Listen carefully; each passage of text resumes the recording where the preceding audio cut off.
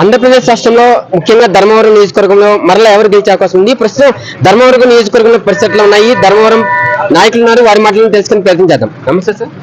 Sir చెప్పండి, యువత కోసం మీరు ధర్నా చేస్తున్నారు కదా, ఏంటి సార్ ఈ రోజు కూటమి ప్రభుత్వం వైఫల్యం చెందిందంట? కూటమి ప్రభుత్వం భారీగా వైఫల్యం చెందింది. బీఎస్సీ మీద అక్రమాలు కావచ్చు, ఫీజు రియంబర్స్మెంట్ కావచ్చు, నిరుద్యోగ వృద్ధి కావచ్చు, ప్రతి ఒక్కదాంట్లో వైఫల్యం చెందిందని మేము అనుకుంటున్నాం. తప్పకుండా 2029లో కేతిరెడ్డి వెంకటరామరెడ్డి గారు మళ్ళీ ఇక్కడ భారీ మెజార్టీతో గెలుస్తారు అని మేము ఆశిస్తున్నాం. అంటే ధర్మవరంలో ఎవరైతే ఇక్కడ మంచి జరుగుతుందని మీరు భావిస్తున్నారు? ధర్మవరం మాజీ ఎమ్మెల్యే కేతిరెడ్డి వెంకటరామరెడ్డి ధర్మవరం అభివృద్ధి చేశారా, లేదా ఇప్పుడు కూటమి ఎమ్మెల్యే అభివృద్ధి చేస్తున్నారా? ఇద్దరు వ్యక్తుల మధ్య వ్యత్యాసం ఏంటి, మీరేం చెప్తారు? ధర్మవరం అభివృద్ధి చేసింది ఎవరంటే ఇక్కడ చిన్న పిల్లలతో సహా చెప్తారు.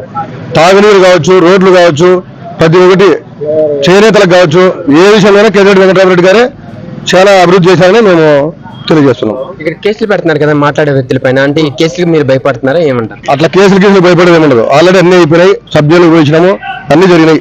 వాళ్ళు ఇంకా కూడా 4-5 కట్టుకోవచ్చు, 10 కట్టుకోవచ్చు. ఏం సార్, అంటే ధర్మవరం ఎమ్మెల్యే ఓడిపోవడం అనేది, మాజీ ఎమ్మెల్యే ఓడిపోవడం అనేది మీ నియోజకవర్గం ప్రజలే కాదు రాష్ట్ర ప్రజలు కూడా ముక్కుని మీద వేసుకునే పరిస్థితి. అంటే ఆయన ఓడిపోవడానికి చాలా మంది నమ్మకం. మరి ఏం జరిగింది ధర్మవరం నియోజకవర్గంలో? ఇప్పుడు ఇక్కడ ఓటర్లతో ఓడిపోలేదు, ఈవీఎంలతో ఓడిపోయింది. అది అందరికీ తెలిసిన విషయమే.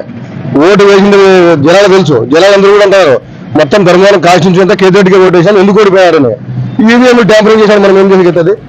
వాళ్ళ చేతుల్లో ఈవీఎం బాక్సులు ఉన్నాయి, ఒత్తుకున్నారు, గెలిచిపోయారు. ఇప్పుడు రాబోయే ఎలక్షన్ లో తెలుస్తారు కదా కేతిరెడ్డి గారు అంటే ఏం తెలియదు. ఆయన ఎమ్మెల్యేగా ఉండేటప్పుడు ఇక్కడ చేసిన అభివృద్ధి ఎట్లా ఉంది, ఎటువంటి మార్పు చూపించారు ఆయన? ఇప్పుడు ఈ రోజు ఏదో చేనేతలకు అమౌంట్ ఇస్తున్నారు, ఈ రోజు అది కూడా ఉంది. ఇప్పుడు 2 ఏళ్ళ తర్వాత అన్న ప్రశ్నించిన తర్వాతనే అమౌంట్ ఇస్తున్నారు తప్ప వాళ్ళేం వేయడం లేదు. ప్రతి దాని మీద అన్న ఏదైనా కానీ వ్యవహారం చేసిన తర్వాతనే వాళ్ళ భయభ్రాంతులకు గురయ్యి అమౌంట్ వేస్తున్నారు. అది ఇప్పుడు మున్సిపాలిటీలు, సర్పంచులు ఎలక్షన్లు ఉన్నాయి కాబట్టి ఆ ముందు 2-3 పథకాలు వేసి ఎలక్షన్లు ఇవ్వాలనే ఉద్దేశమే తప్ప వాళ్ళకి అభివృద్ధి చేయాలా, ప్రజలకు ఏదో మంచి చేయాలా అనేది ఎక్కడ లేదు. చేనేతల పట్ల ఆయన చేసిన ఉద్యమం ఎలా ఉంది ఆ రోజుల్లో? చాలా బాగా చేశారు. చేనేతల పట్ల ముందు ప్రతి సంవత్సరం 24,000 రూపాయలు అమౌంట్ ఒక్కొక్కరికి, అలాగే 5 సంవత్సరాలు కలిపి 1,25,000 రూపాయలు అమౌంట్ ఇప్పించినాడు. ఈ రోజు 2 ఏళ్ళ తర్వాత, ఈ రోజు ఏదో ధర్నాలు చేసిన తర్వాత, దీక్షలు చేసిన తర్వాత ఈ రోజు అమౌంట్ వేస్తున్నారు. కూటమి ప్రభుత్వం భారీగా వైఫల్యం చెందింది. రాబోయే 29 ఎలక్షన్లో భారీ మెజార్టీతో కేతిరెడ్డి వెంకటరామరెడ్డి గారు గెలుస్తారు. అది ధర్మవరం ప్రజలు చూడబోతున్నారు.